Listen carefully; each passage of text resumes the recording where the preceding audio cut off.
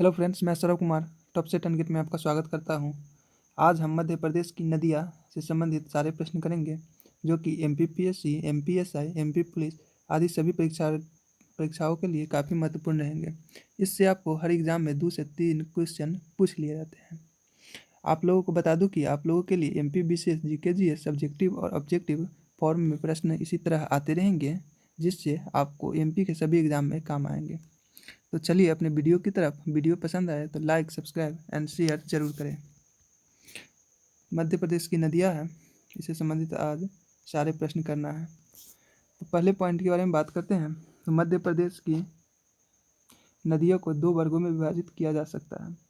एक, वे जो केवल वर्षा ऋतु में जल से भर जाती है। दूसरी, वे जो वर्ष प्रयत्न जल से परिपूरित रहती हैं। वही मध्य प्रदेश की प्रमुख नदियों में नर्मदा, चंबल, ताप्ती, सिंध या काली सिंध, बेतवा, पार्वती, केन, टोंस, शिप्रा एवं तवा आदि है। यहाँ से आपका एक प्रश्न बनता है। इस तरह से प्रश्न पूछ लिया जाता है कि इनमें से कौन सी मध्य प्रदेश की नदियाँ नहीं है। ये प्रश्न पूछ लिया जाता है। 4 ऑप्शन दे दिया जाता है, इसमें से एक ऑप्शन नहीं रहता है। तो ये पूछ लिया जाता है इनमें से कौन मध्य प्रदेश की नदियाँ नहीं है, ये प्रश्न पूछ लिया जाता है। तो आपको याद रखना है मध्य प्रदेश की सभी नदियों को, जो कि नर्मदा, चंबल, ताप्ती, सिंध, काली सिंध, बेतवा और पार्वती, केन, टोंस, शिप्रा एवं तवा, ये सभी मध्य प्रदेश की प्रमुख नदियां हैं। अब इन सब नदियों के बारे में विस्तृत से चर्चा कर लेते हैं। पहले हम नर्मदा नदी के बारे में चर्चा कर लेते हैं। नर्मदा नदी के बारे में हम चर्चा कर लेते हैं। नर्मदा नदी यह अमरकंटक के पुष्पराजगढ़ तहसील जिला अनूपपुर से निकलती है। यहाँ से एक प्रश्न बनता है कि नर्मदा नदी कहाँ से निकलती है। तो नर्मदा नदी अमरकंटक के पुष्पराजगढ़ तहसील जिला अनूपपुर से निकलती है। कहाँ से? अमरकंटक के पुष्पराजगढ़ तहसील जिला अनूपपुर से निकलती है। ये एग्जाम के व्यू से काफ़ी इंपॉर्टेंट रहेंगे, ये याद रखिएगा। पूछ भी लिए जाते हैं इस तरह के प्रश्न। तथा खंभात की खाड़ी में जाकर गिरती है। एक प्रश्न यहाँ से और बनता है कि नर्मदा नदी किस खाड़ी में जाकर गिरती है। तो मध्य प्रदेश की नर्मदा नदी खंभात की खाड़ी में जाकर गिर जाती है। कहाँ? खंभात की खाड़ी में जाकर गिर जाती है। यह आपको याद रखना है। यह एस्चुरी का निर्माण करती है। इसका ढाल पूरब से पश्चिम है। कहाँ है? इसका एस्चुरी का निर्माण करता है, तो इसका ढाल पूरब से पश्चिम की ओर है। नेक्स्ट टॉपिक की बात करते हैं। तो नर्मदा नदी प्रायद्वीपीय भारत की एक महत्वपूर्ण नदी है। क्या है? नर्मदा नदी प्रायद्वीपीय भारत की एक महत्वपूर्ण नदी कहलाती है। इसे मध्य प्रदेश की जीवन धारा भी कहा जाता है। यहाँ से एक प्रश्न बनता है कि मध्य प्रदेश की जीवन धारा किस नदी को कहा जाता है। तो नर्मदा नदी को मध्य प्रदेश की जीवन धारा भी कहा जाता है। याद रखना है, इंपॉर्टेंट रहेंगे एग्जाम के व्यू से। आगे बढ़ते हैं। आगे है, प्रख्यात भूगोलविद टॉलमी ने इसे नामादोस कहा है। नामादोस भी कहे हैं। इसके अन्य प्रमुख नामों में मेकलसुत्ता, सोमी देवी तथा रेवा है। आगे बढ़ते हैं। यह भारत की 5वीं बड़ी नदी है। 5वीं बड़ी नदी, यह भारत की 5वीं बड़ी नदी है। तो यही प्रश्न आपसे पूछ लिया जाता है कि कौन सबसे 5वीं नदी है। तो कौन है? नर्मदा नदी 5वीं नदी है। भारत की 5वीं सबसे बड़ी नदी नर्मदा नदी है। इसकी लंबाई भी पूछ ली जाती है कभी कभी एग्जाम में, तो ये भी याद रखिएगा। इसकी लंबाई, नर्मदा नदी की लंबाई 1312 किलोमीटर है और मध्य प्रदेश में 1077 किलोमीटर बहती है। टोटल लंबाई 1312 किलोमीटर है, वही मध्य प्रदेश में 1077 किलोमीटर बहती है। इसका अपवाह क्षेत्र 85,859 वर्ग किलोमीटर है, जो मध्य प्रदेश के 15 जिलों से गुजरती है। ये भी इम्पोर्टेंट है, मध्य प्रदेश के कितने जिलों से गुजरती है। तो 15 जिलों से गुजरती है। नेक्स्ट टॉपिक की तरफ बढ़ते हैं। नेक्स्ट है, नर्मदा का अपवाह तंत्र से मध्य प्रदेश, गुजरात, राजस्थान तथा महाराष्ट्र लाभान्वित होते हैं। नर्मदा के अपवाह तंत्र से कौन कौन राज्य लाभान्वित होते हैं। तो मध्य प्रदेश, गुजरात, राजस्थान तथा महाराष्ट्र लाभान्वित होते हैं। इस नदी पर राज्य के कुछ महत्वपूर्ण नगर जैसे जबलपुर, होशंगाबाद, बरवाह, महेश्वर, ओंकारेश्वर आदि स्थित है। नर्मदा नदी के बाएं तट पर मिलने वाली प्रमुख नदियों में बरनार, बंजर, सीर, शक्कर, दुधी, तवा, गंजाल, छोटी तवा, कुंदरी और देव है। आगे बढ़ते हैं। और जो है इसमें और गोई भी है, जबकि दाएं तट पर मिलने वाली नदियों में हिरन, तिंदोना, बरना, चंद्रकेसर, कानर, मान, ऊटी एवं हथनी है। ये कुछ खास इंपॉर्टेंट नहीं है, लेकिन आप इसे भी रख लीजिएगा, याद कर लीजिएगा।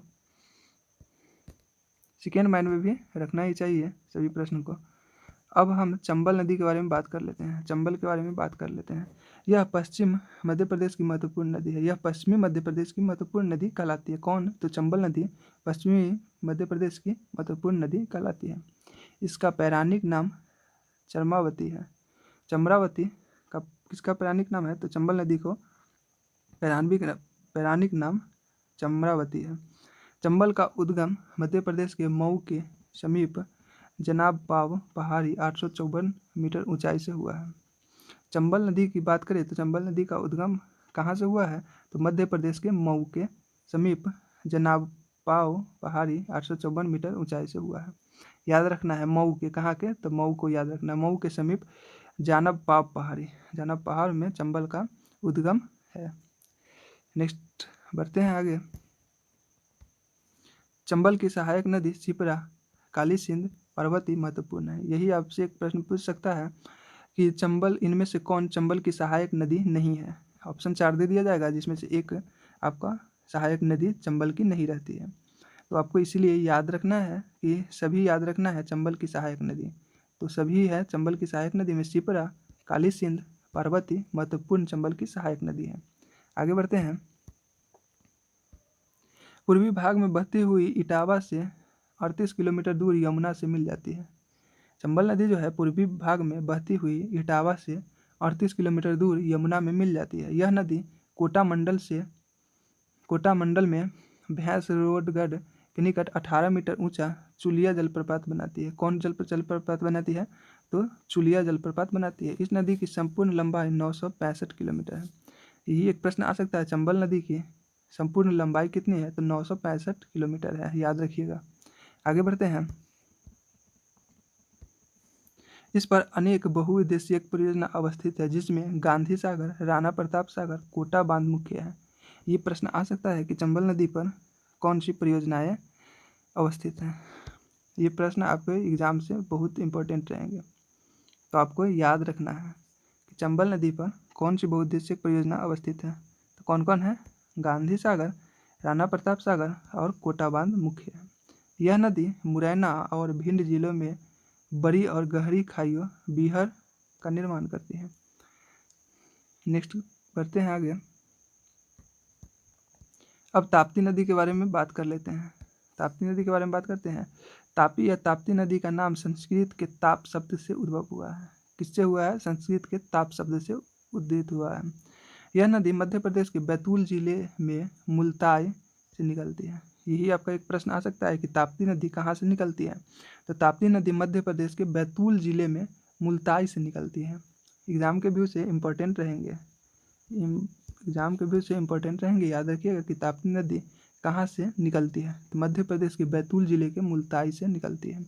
यह नदी नर्मदा नदी की भांति पूरब से पश्चिम की ओर बहती है। किधर बहती है नर्मदा नदी? तो पूरब से पश्चिम की ओर बहती है और अंत में सूरत के निकट खंभात की खाड़ी में गिरती है। और यहाँ से एक और प्रश्न बनता है कि ताप्ती नदी किस खाड़ी में गिरती है? तो ताप्ती नदी खंभात की खाड़ी में गिर जाती है। सूरत के निकट खंभात की खाड़ी में गिर जाती है। ये भी आप याद रखिएगा, खंभात की खाड़ी में गिर जाती है। आगे बढ़ते हैं। अब सोन नदी के बारे में चर्चा कर लेते हैं। सोन नदी को स्वर्ण नदी भी कहा जाता है। यहाँ से भी एक प्रश्न बन जाता है कि सोन नदी को और किस नाम से भी जाना जाता है? तो स्वर्ण नदी सोन नदी को कहा जाता है। यह नदी अमरकंटक की पहाड़ियों से नर्मदा के उद्गम स्थान के समीप से निकलती है। सोन नदी कहाँ से निकलती है? तो अमरकंटक की पहाड़ियों से नर्मदा के उद्गम स्थान के समीप से निकलती है। यह गंगा नदी में दीनापुर से 16 किलोमीटर ऊपर की ओर मिलती है। यह नदी 780 किलोमीटर लंबी है। सोन नदी की लंबाई की बात करें तो 780 किलोमीटर यह लंबी है। आगे बढ़ते हैं। अब बात कर लेते हैं बेतवा के बारे में। बेतवा है, इसे बेत्रावती भी कहते हैं। बेतवा को और किस नाम से जाना जाता है? तो बेत्रावती भी कहते हैं। इसकी कुल लंबाई 480 किलोमीटर। बेतवा की कुल लंबाई की बात करें तो 480 किलोमीटर है। यह हमीरपुर के निकट यमुना नदी में मिल जाती है। कहाँ मिलती है? तो यमुना नदी में मिल जाती है। बेतवा की दो सहायक नदी बीना और धसान दाहिनी ओर से मिलती है। बेतवा की दो सहायक नदी याद रखिएगा कौन है? तो बीना और धसान है। जबकि एक अन्य सहायक सिंधु बाईं ओर से मिलती है। वही आगे बढ़ते हैं तो बीना नदी सागर जिले की पश्चिम सीमा के पास राहतगढ़ कस्बे के निकट एक ऊंचा खड़ा जलप्रपात भालकुंड जलप्रपात बनाती है। कौन जलप्रपात बनाती है? तो भालकुंड जलप्रपात बनाती है, जो 38 मीटर ऊंची है। आगे बढ़ते हैं, पार्वती के बारे में बात कर देते हैं। पार्वती नदी के बारे में बात करते हैं तो यह नदी विंध्यन कगार के उत्तरी ढाल से सीहोर जिले में निकलती है। कहाँ निकलती है? तो विंध्यन कगार के उत्तरी ढाल से निकलती है। मध्य भारत पठार पर यह नदी बहती है और अंत में चंबल से मिल जाती है। किससे मिलती है? तो चंबल से मिल जाती है पार्वती नदी। आगे बढ़ते हैं, अब कुंवारी नदी के बारे में बात कर लेते हैं, जो कि मध्य प्रदेश के महत्वपूर्ण नदियाँ है कुंवारी नदी। यह नदी शिवपुर पठार से निकलती है, भिंड जिले के लाहार तहसील से सिंध में मिल जाती है। यहाँ से एक प्रश्न बनता है कि कुंवारी नदी कहाँ से निकलती है? तो कुंवारी नदी शिवपुरी पठार से निकलती है। याद रखिएगा, एग्जाम के व्यू से इंपॉर्टेंट रहेंगे कि कुंवारी नदी कहाँ से निकलती है? तो शिवपुरी पठार से निकलती है। और कहाँ मिल जाती है? निकलती है शिवपुरी पठार से और मिल जाती है भिंड जिले के लाहार तहसील के सिंध में मिल जाती है। लाहार तहसील के सिंध में मिल जाती है। आगे बढ़ते हैं, अब शिप्रा नदी की बात कर लेते हैं। यह नदी इंदौर जिले में स्थित काकरी बर्री पहाड़ी से निकलती है। कहाँ से निकलती है शिप्रा नदी? तो ये काकरी बर्री से निकलती है। यह देवास उज्जैन जिलों में बहती हुई आगे जाकर चंबल नदी में मिल जाती है। ये एक प्रश्न आ जाता है और पूछा भी गया है कि शिप्रा नदी बहती हुई आगे चलकर किस नदी से मिल जाती है? तो ये चंबल नदी से मिल जाती है। याद रखिएगा, किससे मिल जाती है? तो चंबल नदी से मिल जाती है। आगे बढ़ते हैं, शिप्रा नदी के किनारे अनेक तीर्थ स्थल है, जिसमें उज्जैन का महाकालेश्वर मंदिर विख्यात है। शिप्रा नदी के किनारे ही सबसे महत्वपूर्ण तीर्थ स्थल उज्जैन है, जहाँ की महाकालेश्वर मंदिर विख्यात है। महाकालेश्वर मंदिर कहाँ? उज्जैन की। आगे बढ़ते हैं, काली सिंध नदी के बारे में बात कर लेते हैं। काली सिंध नदी के बारे में बात करते हैं। यह देवास के बागली गांव के समीप विंध्याचल से निकलती है। काली सिंध नदी कहाँ से निकलती है? तो देवास के बागली गांव के समीप विंध्याचल से निकलती है। याद रखिएगा, विंध्याचल से निकलती है। यह शाजापुर और नरसिंहगढ़ जिलों में बहकर राजस्थान के चंबल नदी में मिल जाती है। काली सिंध नदी जो कि मध्य प्रदेश में है, वो बहकर राजस्थान से चंबल नदी में मिल जाती है। राजस्थान से चंबल नदी में मिलती है। अगली नदी की बात करते हैं, तो अगली नदी सिंध नदी है। यह नदी सिरोंज के निकट से निकलती है और इटावा जिले उत्तर प्रदेश के पास चंबल में मिल जाती है। ये आपको सिंध नदी इम्पोर्टेंट रहेंगे, ये प्रश्न आते भी है। बहुत इम्पोर्टेंट मध्य प्रदेश की ये नदियाँ है सिंध नदी। ये कहाँ से निकलती है? तो सिरोंज से निकलती है। याद रखिएगा, सिरोंज से निकलती है और कहाँ मिल जाती है? तो चंबल में मिल जाती है। इटावा जिले उत्तर प्रदेश के पास जो कि चंबल है, वहाँ मिल जाती है। आगे बढ़ते हैं, अब बात करते हैं केन नदी के बारे में। केन नदी जो है, यह नदी भी विंध्याचल पर्वत से निकलकर उत्तर की ओर बहती हुई घने जंगलों की पार कर उत्तर प्रदेश में यमुना नदी में मिल जाती है। ये केन नदी जो है मध्य प्रदेश से होते हुए विंध्याचल पर्वत से निकलकर उत्तर की ओर बहते हुए घने जंगलों को पार करते हुए उत्तर प्रदेश में यमुना नदी में मिल जाती है। यमुना नदी में ही केन नदी भी मिल जाती है। आगे बढ़ते हैं, अब तवा नदी के बारे में बात कर लेते हैं। तो ये पंचमढ़ी के महादेव पर्वत से निकलती है और नर्मदा में मिल जाती है। यहाँ से दो इम्पोर्टेंट बनते हैं कि तवा नदी कहाँ से निकलती है? तो ये पंचमढ़ी के महादेव पर्वत से निकलती है। और कहाँ मिलती है? तो तवा नदी नर्मदा में मिल जाती है। याद रखिएगा। आगे बढ़ते हैं, अगला है आपका बेनगंगा नदी। बेनगंगा नदी जो है, ये सिवनी के प्रसवार पहाड़ से निकलती है। कहाँ से बेनगंगा नदी निकलती है? तो सिवनी के प्रशवारा पहाड़ से निकलती है। कहाँ से? प्रशवारा पहाड़ सिवनी से निकलती है। और महाराष्ट्र की वर्धा नदी से मिलती है। कहाँ मिलती है? महाराष्ट्र के में जो वर्धा नदी है वहाँ मिल जाती है। बेनगंगा नदी महाराष्ट्र की वर्धा नदी से मिलती है। बेनगंगा वर्धा का संग प्राणहित कहलाता है। बेनगंगा वर्धा जो है ये संघ का प्राणहिता कहलाता है। आगे बढ़ते हैं। अब मध्य प्रदेश में नदियों के किनारे बसे हुए प्रमुख नगर की बात कर लेते हैं। तो यहाँ एक तरफ नगर दिया हुआ है, एक तरफ नदी दिया हुआ है। तो बरवानी जो है, बरवानी नगर जो है ये नर्मदा नदी के किनारे बसा हुआ है। बरवानी नगर नर्मदा नदी के किनारे बसा हुआ है। यही निमाड़ जो है ये नर्मदा नदी के किनारे ही बसा हुआ है। महेश्वर भी जो है नर्मदा नदी के किनारे ही बसा हुआ है। वही धार जो है वो भी नर्मदा नदी के किनारे बसा हुआ है। तो इसमें से आपका इम्पोर्टेंट है धार, जो कि आपको एग्जाम के व्यू से इम्पोर्टेंट रहेंगे। तो आपको धार याद रखना है, महेश्वर भी याद रखना है जो कि नर्मदा नदी के किनारे बसा हुआ है, और बरवानी ये भी इम्पोर्टेंट रहेंगे। बरवानी जो कि नर्मदा नदी के किनारे ही बसा हुआ है। आगे बढ़ते हैं। अब वही अंतिम है जबलपुर। जबलपुर जो है ये नर्मदा नदी के किनारे बसा हुआ है। ये भी इम्पोर्टेंट है, ये भी आप याद रख लीजिएगा कि जबलपुर जो है वो किस नदी के किनारे? तो नर्मदा नदी के किनारे बसा हुआ है। आगे बढ़ते हैं। आगे कुछ और से हैं, उसके बारे में भी बात कर ही लेते हैं। तो बालाघाट जो है ये बेनगंगा नदी के किनारे बसा हुआ है, और दतिया जो है ये सिंध नदी के किनारे बसा हुआ है। वही राजगढ़ जो है पार्वती नदी के किनारे, बुरहानपुर जो है ताप्ती नदी के किनारे, ओरछा जो है बेतवा नदी के किनारे बसा हुआ है। तो इसमें से इम्पोर्टेंट की बात कर लेते हैं। तो बालाघाट आप याद रखिएगा कि जो बेनगंगा नदी के किनारे बसा हुआ है, और दतिया भी वेरी इंपॉर्टेंट रहेंगे जो कि सिंध नदी के किनारे बसा हुआ है। वही राजगढ़ भी इम्पोर्टेंट रहेंगे, राजगढ़ पार्वती नदी के किनारे बसा हुआ है। बुरहानपुर भी ताप्ती नदी के, ये भी इम्पोर्टेंट है, और ओरछा भी बेतवा नदी के किनारे बसा हुआ है, ये भी इम्पोर्टेंट है। यानी कि इसमें बालाघाट, दतिया, राजगढ़, बुरहानपुर, ओरछा ये सभी इम्पोर्टेंट हैं। आगे बढ़ते हैं। आगे है आपका सांची। सांची जो है ये बेतवा नदी के किनारे बसा हुआ है। ये आपका एग्जाम के व्यू से काफ़ी इम्पोर्टेंट रहेंगे कि सांची कहाँ बसा हुआ है? तो बेतवा नदी के किनारे बसा हुआ है। वही विदिशा, ये एग्जाम में पूछा भी गया है। विदिशा किस नदी के किनारे? तो बेतवा नदी के किनारे बसा हुआ है। एग्जाम में पूछा गया है, इसीलिए ये याद ही रख लीजिएगा, एकदम फिक्स कर लीजिए।